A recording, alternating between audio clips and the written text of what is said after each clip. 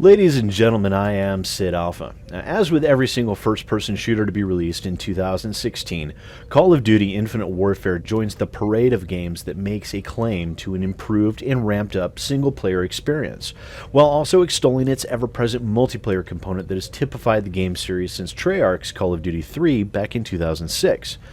Now that we're on what could be considered Call of Duty 13, let's see what they've managed to accomplish with Call of Duty Infinite Warfare.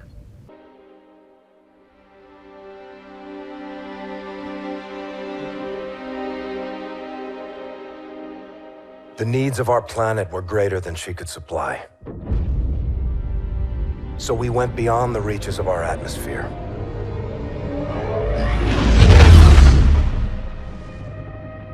The new frontier offered the promise of a new beginning.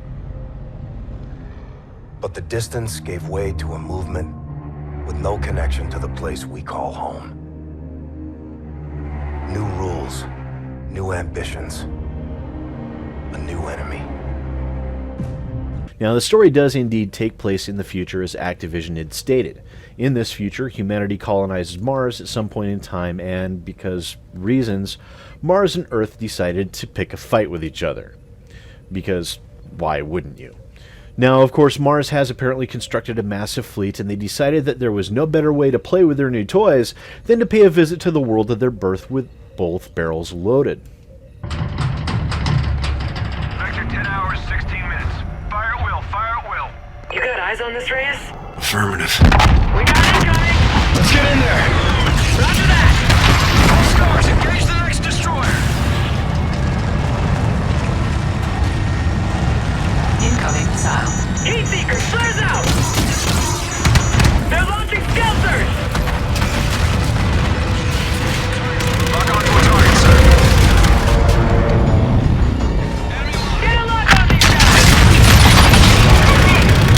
And of course, because the game has to make an attempt at introducing some form of emotion right away, they decided to kill off your ship's captain, which is usually a good way to draw your audience into the character's plight, by way of using the shoot the family dog analogy.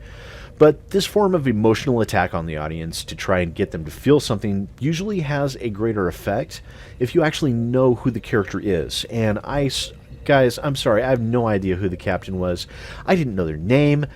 I don't think we even saw him on screen even once, which left me not feeling emotionally invested at all, but really shrugging in just complete apathy over the captain's death. And I know the question doesn't really even need to be asked, but who do you think the new captain's going to be? Huh? Make way for the captain! Where is he, Boats? Where's Captain Alder? Right here, sir. Gator. Captain's dead. Went down with his ship. XO? No longer with us, ma'am. All this happened in the crash? Yes, sir. So who has the con, Gator? As the highest-ranking officer on board, I believe you do, sir. Destroyer Tigers is docking a shuttle to come aboard. Now, from there, you proceed through a series of missions whose combined total stretches out to a fairly predictable 6 hours, which seems to be the standard target length for these FPS releases this year. However, the game does attempt to make some form of innovation and decided to include something new: side missions in a first-person shooter in 2016. And believe it or not, some of these side missions are flight sim only, which was somewhat of a surprise move on the part of the developers and something that really should be recognized. And never mind the fact that the flight sim component of the game is simply a reskin of the main game with no floor and becomes completely dull and uninteresting after the first 20 minutes. The simple fact that they even bothered to include side missions at all shows that they are indeed learning and growing. If they keep at it, one of these days they might just hit the mark with a real, fully fleshed out single-player campaign. If they ever decided to put forth the effort. What are these packs for, man? For power your jumps and your wall runs. Keep you control in 0G. Don't you know all this, Ethan? I do, Captain. I find the lieutenant's voice soothing. Now, don't get me wrong, I did have fun with the single-player component of the game, what little there was of it. However, the obvious reskin of the main game component, combined with the same cutscenes that were reused ad nauseum, coupled with the fact that they couldn't even be bothered to sync up the countdowns for launching to releasing the controls for you, and the complete and utter lack of dialogue options, only serves to underscore the tedium and laziness of the storyline as a complete package.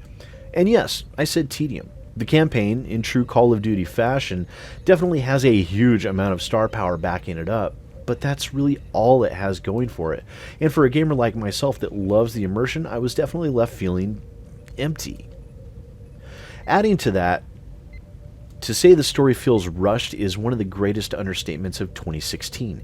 I mean, they had so many good opportunities here, guys, as any story does with a wartime theme.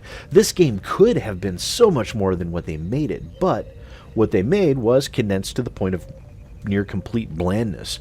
Case in point, the leader of the Marine contingent on your ship absolutely hates Ethan, your robot companion, arguably the best character in the game, and is so adamant about his opinion that he almost refuses to work with him entirely. From there, fast forward to barely an hour later, and you're left experiencing a complete 180 to the point where Ethan has earned their respect, and the scene oozes of mutual respect and camaraderie in what felt almost like they just left out the entirety of the conflict between the two. It's 18, sir. Plus our officers. And this guy. What's your assignment, Drone? Captain's orders, Staff Sergeant. And it's bot, not drone, but deserving attempted humor, sir. Don't call me sir, I work for a living. Check your bot, Captain, before I throw him out the airlock. See what those things can do. That won't be necessary, Staff Sergeant. Ethan, park it. Aye, sir. Rovers are in capacity. Not a problem, Private. He doesn't need a seat. Step up, Ethan. Hang on tight. Yes, ma'am. Right, guys! Eyes on me!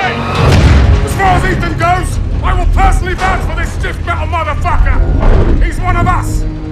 Ethan! What's the Navy's official policy for a gunfight? Send in the Marine! As for you, Captain! You alright, Kashima? Oh, a little dizzy, Sarge. Now, from the complete on-rails delivery to the rushed and compressed side character story to the single unchangeable and ultimately disappointing ending, the story component of the game was definitely a bit of a head-scratcher. Now, that said, I still somehow managed to have a small amount of fun with it. Even though the game mechanics are as vacuous and empty as Kanye West, I still found moments of enjoyment. Jeffrey Nordling's voice acting as Ethan was ultimately entertaining, as well as the addition of the side missions were a very welcome change of pace. Although the rest of the campaign does feel like it's missing the other 20 hours, and this is Activision, so for all I know it may well be included in the unforgivably priced $50 season pass. It's entirely possible. Now, that brings something up here. I do have to mention the storefront within the game. It's deceptively empty for now, only showing the $50 season pass, but one does have to wonder, why build an entire store area just for the season pass? Oh, wait, they must be planning on microtransactions. How foolish of me. Alright, yeah, mystery solved. So, of course, as with any other first-person shooter game, I can't escape without at least talking about the multiplayer as much as I would want to avoid it. And the multiplayer is, as expected, really nothing more than a reskin of previous Call of Duty titles. Yeah, there are a few differences, and there are a few different features and weapons, but to be honest, for the vast majority of people out there, myself included, we really can't tell the difference between previous titles and the latest yearly graphical upgrade, aside from the fact that the game looks prettier and the guns have new skins. So overall, these yearly releases that are the hallmark of the first-person shooter market that has been cornered by Activision and EA are highly iterative, and despite their attempts to mildly innovate, I feel the developers are, while thinking outside the box, they remain very much pressed up against it in fear, desperately longing to be let back in. And it's that fear and that unwillingness or inability to truly innovate that ultimately left me granting Call of Duty Infinite Warfare a 6 out of 10. Above average. Barely.